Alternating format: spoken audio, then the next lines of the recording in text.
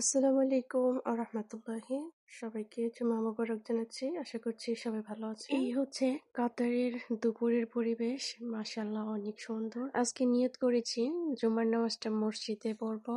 তো ২-৩ সপ্তাহ থেকে যাইতে চাই, কিভাবে সময় মিলে না, উল্টাপাল্টা হয়ে যায় ব্যস্ততার কারণে। আজকে যতই ব্যস্ততা থাকুক না কেন 100% যাব। তো আজকে ডিউটি নাই, রিল্যাক্স। এই জন্য দেরি করে উঠলাম ঘুম থেকে। অলমোস্ট 10টা বাজে। সকালে নাস্তা করে নিলাম। নাস্তা করার আগে এই পানিটা বানিয়েছিলাম গরম মসলা মেথি দিয়ে। এগুলো পেটের ফ্যাট কমাতে সাহায্য করে আর গ্যাসের প্রবলেমও কমায়।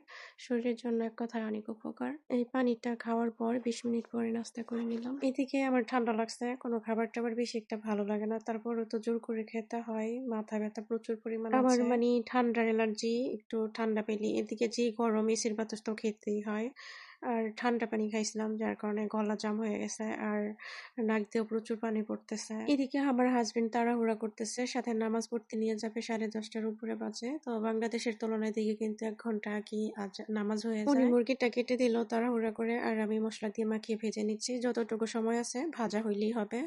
লং টাইম যদি এভাবে থাকে নষ্ট হয়ে যাবে। সবকিছু রেডি করে নিয়েছি, কাটাকাটি সব শেষ। নামাজ পড়ে এসে শুধু ভাত রান্না করবো আর মুরগিটা রান্না করবো, একসাথেই হয়ে যাবে। তো যে কোনো কিছু মনের থেকে নিয়ত করলেই সম্ভব। ব্যস্ততার অজুহাতে ইবাদত বন্দেগী কি কখনো গাফিলতি করতে নেই। মাশাআল্লাহ, আমার হাজবেন্ড তো 5 ওয়াক্ত নামাজে মসজিদে গিয়ে পড়েন। আমাদের এই এরিয়াতে মহিলা মসজিদ এতদিন ছিল না সিস্টেম।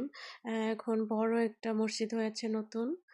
ওখানে মহিলাদের সিস্টেম আছে। তো আজকে ফার্স্ট টাইম গেলাম, অনেক ভালো লাগলো। নামাজ পড়ে আসার সময় খেজুর গাছের ভিডিওগুলো করেছি, অনেক সুন্দর লাগছে।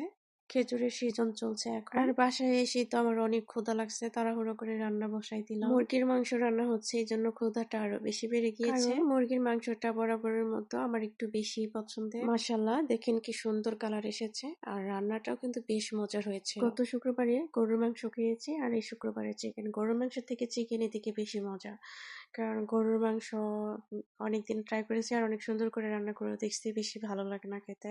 আমার প্রিয় মিষ্টি আপুরা, এই জুম্মাবারে তোমাদের কার কেমন কাটলো অবশ্যই কমেন্ট করে জানাবে, আর টুক করে একটা লাইক দিয়ে দিবে আর ফলো দিয়ে পাশেই থাকবে। শুভকামনা সবার জন্য। আল্লাহ হাফিজ।